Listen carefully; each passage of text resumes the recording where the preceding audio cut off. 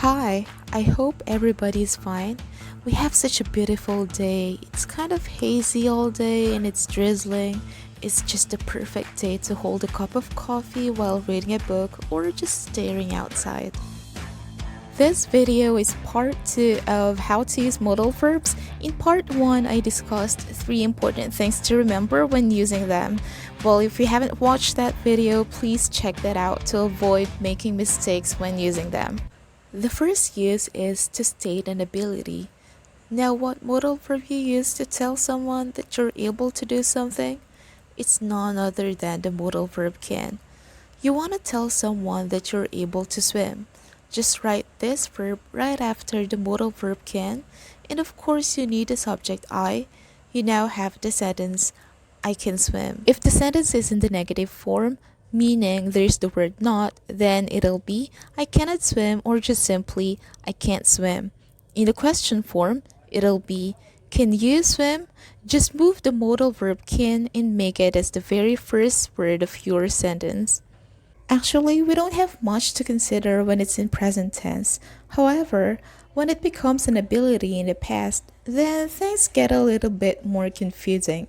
Do you know the past tense form of the verb can? It's could. Now we have to identify whether the ability is specific or general. If it's general, just use the verb could in positive sentences and could not in negative sentences. Let's say she could speak Spanish when she was in high school.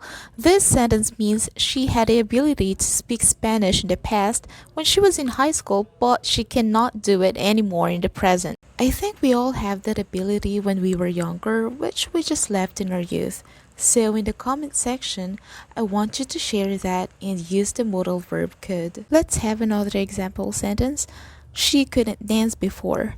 This sentence is a negative one since it has the word not. Contrary to our first example, this one tells us something that someone was not able to do in the past.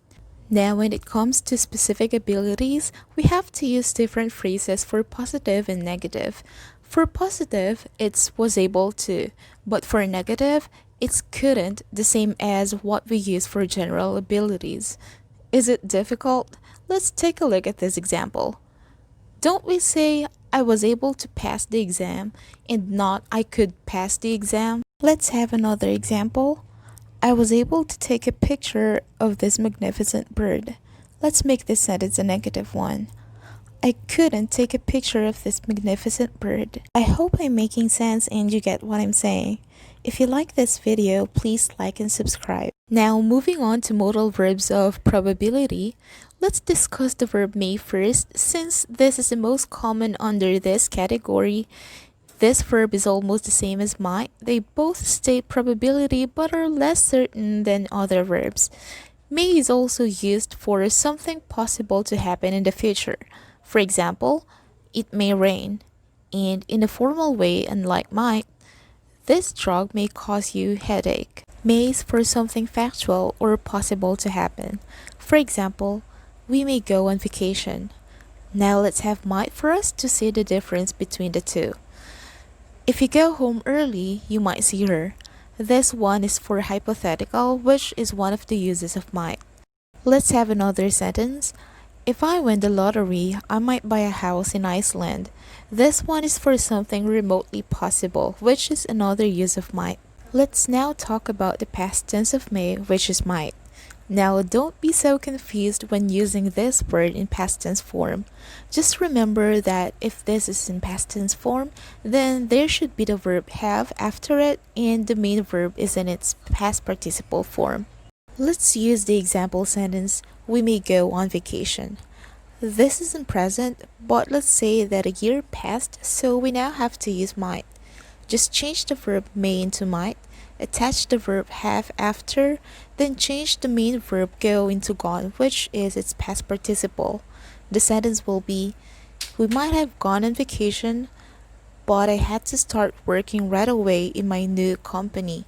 Now this sentence means there was this possibility of us going on vacation in the past, but didn't happen. We can also use the verb might in present and notice the past form of the verb may. For example, my mom might be in her sister's house.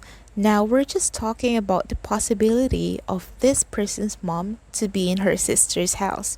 But if the level of certainty increases, we have to use the verb must. The sentence will be, my mom must be in her sister's house. This means this person is more certain that their mom is in her sister's house.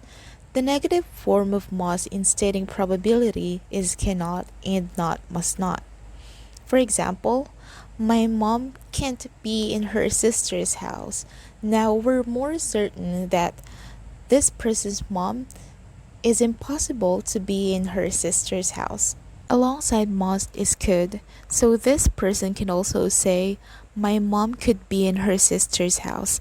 Now this is a more specific possibility that this person's mom could be in her sister's house. Before this video ends, let's have a recap of what you've learned today.